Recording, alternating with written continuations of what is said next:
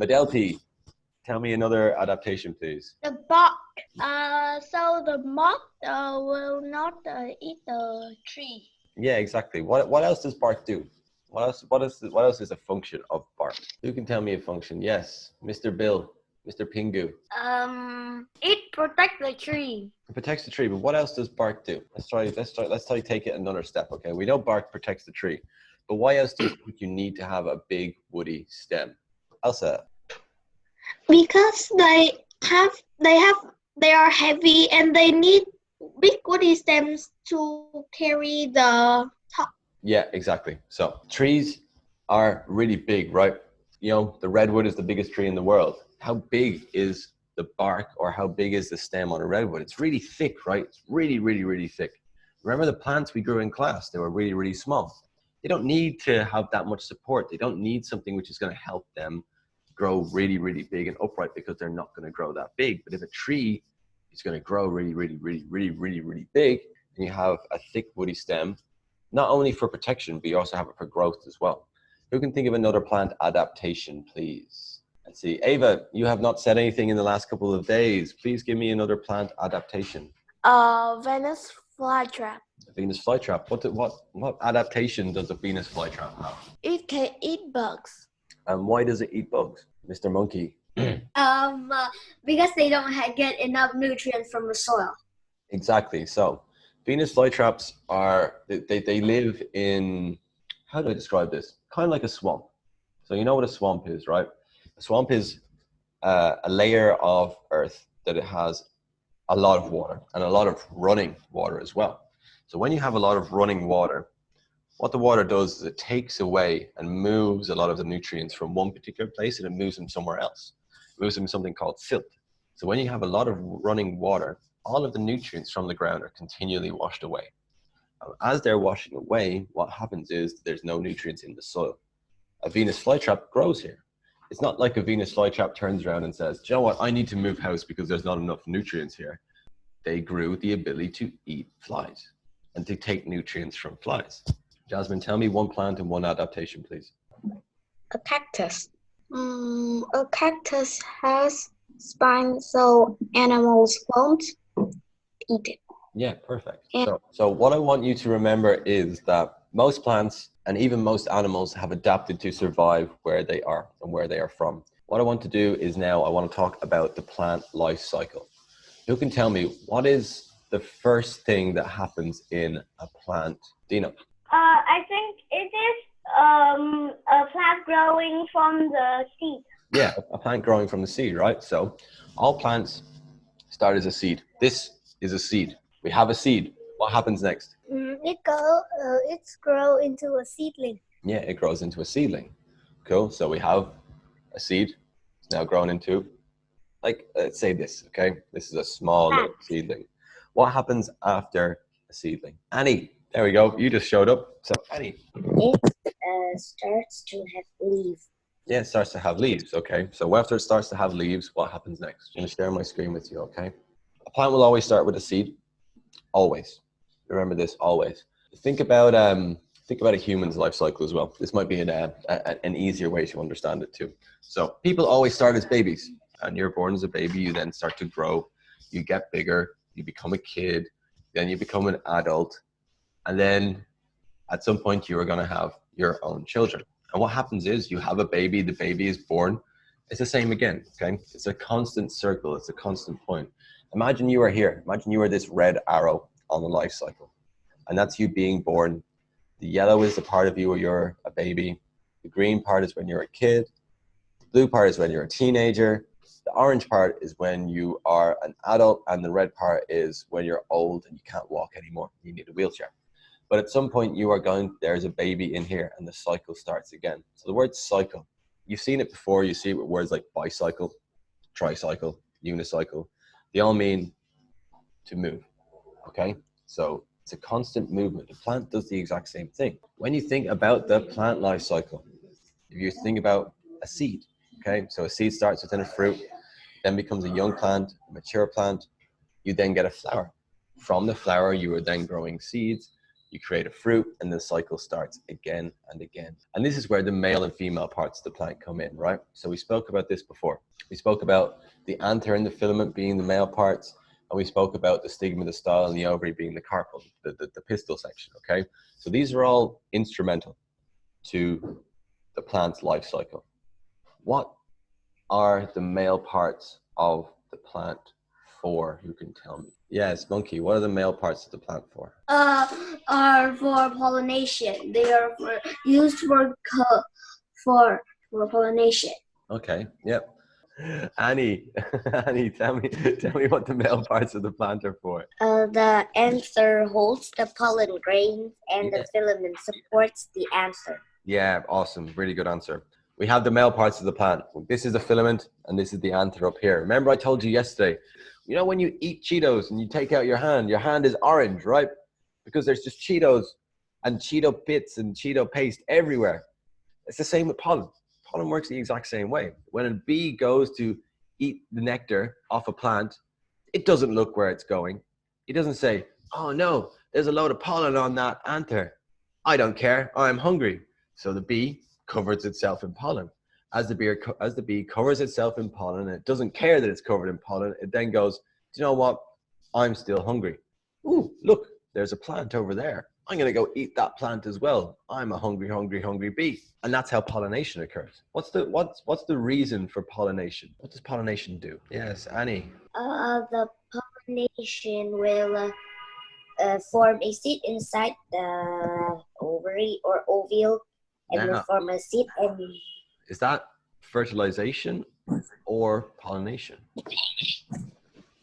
fertilize. Yeah, it's fertilization. So remember this, okay? So pollination always comes first, okay? Pollination is the act of transferring pollen from the male anther of one plant to the female stigma of another plant. So this is why we talk about the importance of male and female parts of a plant. Without an anther to make pollen, the bee is not going to get pollen stuck to it. If the petals or the nectar or the sweet smell or even the rotting smell, say a Titanarum, there's not going to be no way for the bee or the fly to be attracted to that particular plant. They all have a part to play. They all have something to do in the bigger process of what is reproduction. So pollination is always the first step, okay? We take the bee goes to the plant, it gets itself all covered in pollen, and then it goes off to the other plant, and then it pollinates it. The pollen has to go from the anther to the stigma. And when it goes from the anther to the stigma, that is pollination. Laura, yes? What happened is the one flower and the bee come to that flower, but another flower hat is not the same color with the flower before, and the bee come to that flower. What will happen? Really, really interesting question. That's a very, very interesting question. So I'm going to pose it this way. What do you think will happen? So say you have one red flower, for example, a red rose. You got a red rose, a bee goes to a red rose, gets all covered in pollen, and then flies off to a white rose. Right. Dino, what do you think is going to happen? I think the two types will make a new type. Yeah, exactly. That's exactly what's going to happen. So Laura, to answer your question, I want you to think about this, okay? So, has anyone ever seen a liger? Who knows what a liger is? So let me show you a picture of a liger. That is, yes, Emily. Is it a half tiger and half lion? Yeah, it's a half tiger, half lion. Is what would happen when you have the pollen of one plant going to a same plant. So we know tigers and lions, they're both cats, right? So when they have a baby, they still have a cat, it's still the same type of animal, but it looks completely different. And it's changed in some sort of way. So it's taken some of the things that a lion has and some of the things that a tiger has and put them together to make something completely different. So that's how that kind of question would work, is if you take pollen from one flower, one type of rose, and bring it to another, you get a different one, as Dino said. Yes, P. Why is the white tiger so big? Well, it's so big. Okay, so one of the things that happens when you cross a lion and a tiger is that the gene, the chromosomes that stop growth don't exist. So what happens is, you all know this word mutation, you know? Yes. So mutation is when things change over a certain amount of time. And as a result of the lion and tiger crossing, you get a mutation. The mutation is that the liger does not stop growing. They tend to die a lot sooner than a lion or tiger would because they grow too big. Their bodies can't actually support their internal organs because they're too big. And that's just one of the mutations of what happens when you cross two things. So back to the question, what Laura asked is what happens when you take one plant and pollinate it with a plant from the other plant is that you get something different. You get a mutation, you get something changed, which as Dino said is you get something new. For example, if you crossed a red rose with a white rose, you'll get a pink rose, for an example, okay? So yes, Emily, what's up? Eat the lion. Yes, can you please stop hiding your camera, Emily? I hide it by knees. Yeah, I know. Okay, so what's your question? How can we help you? Why did I call that a liger? Well, lion, tiger, liger. It is a little bit. It's like if you mixed Emily and Ryan, Emma Lion. Yes, Dino. But if a red rose and a white rose merge together, will the pink rose dead faster like the liger? I don't know. I have no idea, Dino. I've never actually sat down and made a bee cross-pollinate between a red rose and a white rose. I would guess, I would use my brain and make an assumption to assume that, yes, that would happen, but I don't know. Yes. But why do you don't take the pollen in your hand and you sprinkle it into another flower? So let's get back to the idea of you eating crisps, okay? So you put your hand in a packet of crisps and you get crisps all over your hands. Do you go up to your mom and dad and go, crisps, crisps? No, that's not fun. That doesn't seem like a good idea. I'm not gonna do that. We've got bees to do that, so let's remember that. Now, who can tell me some pollinators? So remember, pollination is the process of taking pollen from one plant to another. We need animals to do this. Who can tell me some pollinators? Laura. A butterfly. A butterfly, that's a good example. Pencil, tell me a pollinator, please. A bat. A bat, yeah, a bat's a really good one. Bats are really good pollinators. Who can tell me another one? Emily. A hummingbird. A hummingbird, yeah, that's a good one. Elsa. A bee. A bee, yeah. So all these are pollinators, right? What plants do is they say, do you know what?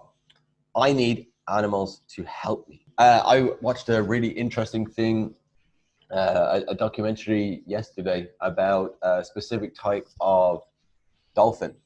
So in the Philippines, a lot of fishermen work together with a dolphin. What the dolphin does is the dolphin dives down, it starts to round up all the fish, and as the fish go to the surface, the fishermen then throw their net. So when the fishermen throw their net, they catch all the fish, and then they give the dolphin something in return, okay? They say, thank you very much. Here you go, here's some fish. Thanks a million, dolphin. I really like that. Thanks a million. But in doing that, it's a relationship. The dolphin is doing something in return. So the dolphin herds the fish for the fisherman, and the fishermen then give the fish to the dolphin. The same is with plants and pollinators. The plant says, if you come to me, I'm gonna give you some sweet candy. Here you go, Mr. Bee. Eat your sweet candy, yum, yum, yum, yum. But what I want you to do for me is I want you to take the pollen from here to here. Now, animals don't know they're doing this. Animals only make the assumption that, okay, I'm just gonna do this because I'm gonna get more nectar, but it works. It's a process that actually works for them, okay? So it's a relationship. So pollinators like bats and hummingbirds and bees and butterflies, they work together with plants. They get something in return for what they do. Fair enough, they don't know it at the time.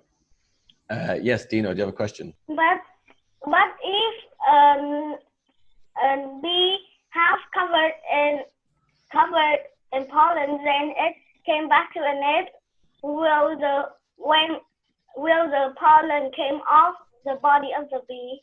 Yeah, well, think about this as well, right? Bees fly, okay? Who's ever gone to who's ever been on a roller coaster? A roller coaster, for example. When you're on a roller coaster, you're like, dick, dick, dick, dick, and then you go, boom, you go down and you go really fast. It's kind of like flying. It's the only example I can think of because I'm not going to ask did anyone stick their head out of a plane. But when you're on a roller coaster, you fly down. And what happens is the wind brushes your hair, okay? So as the wind is flying past you, it's knocking things off you. So Dino, to your question, is the pollen still stuck to the bee? Yeah, maybe. But they're also flying through the wind. There's a good chance that the wind has blown off the bee. Now, in the wind blowing off the bee, do you think that's also helping with pollination? Yes, Monkey. Question? Is ice no question because ice is still when I raised my hand and I didn't even turn it off.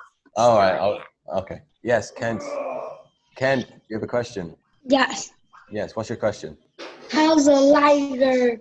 How makes a liger? How do you make a liger? You get a lion and a tiger to have a baby.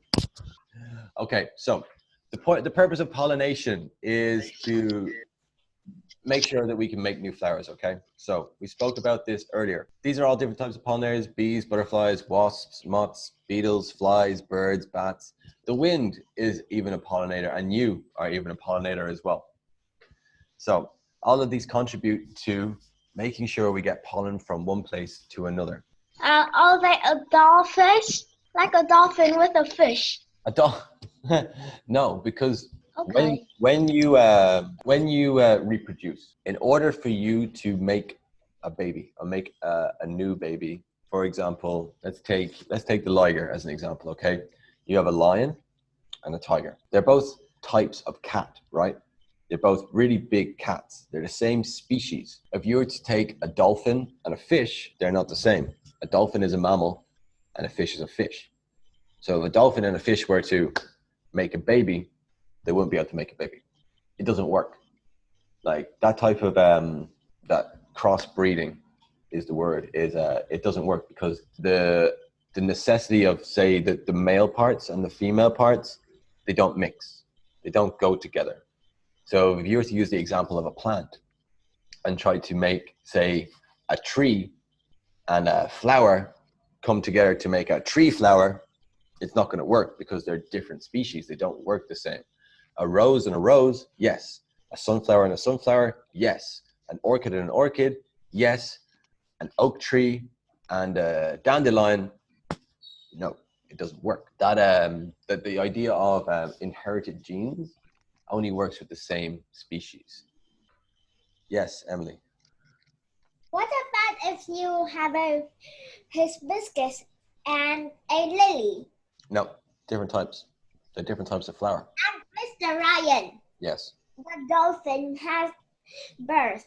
The dolphin births. And the fish, it gets eggs. But the difference is a fish lay eggs, a dolphin doesn't. A dolphin gives birth. A dolphin's a mammal. They're different types of... They're completely different animals. Okay, we've only got a couple minutes left, so I want to quickly go through this. Fertilization. Fertilization is when the egg inside plants or when the ovule fuses with the pollen from another plant. So the pollen grain gets onto the top of the stigma and it works its way down into the ovule and joins with an egg. When the egg is joined together, it starts to create a seed. And this process of fertilization is only this is when the pollen fuses with the egg. Fertilization is the joining of male and female parts. The male part is the pollen, the female part is the ovule, okay? That's what fertilization is. So the first step is always pollination. Pollination is the movement of pollen from one plant to another. Fertilization is the movement of pollen down the style into the ovule to then create a new egg. Okay, your homework. I'm going to send you this slide as well so you have it and you can have these slides so you can go through it with you afterward. But what I want you to do... So do we do the quizzes? Yeah, make sure you've done the quizzes as well. I'm going to be checking all the quizzes tonight, and this is your homework anyway.